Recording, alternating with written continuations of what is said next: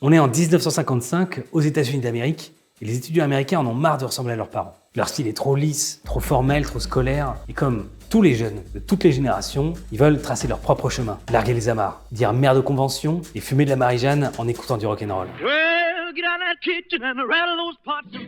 Leurs pères portent des chemises en popeline faites pour disparaître sous un costume, eux vont faire l'inverse. Ils choisissent un tissu plus texturé, plus vivant, plus granuleux, jusqu'alors réservé aux vêtements sportifs, l'Oxford.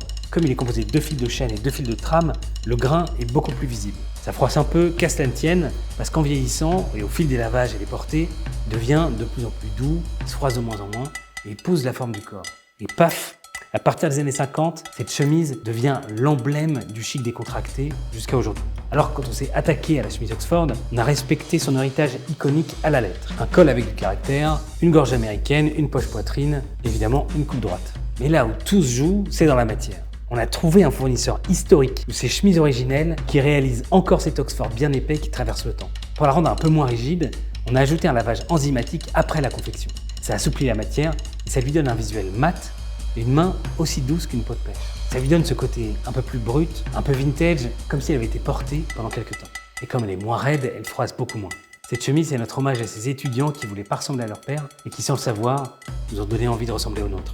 C'est la chemise Oxford, elle est dispo sur Asap.com.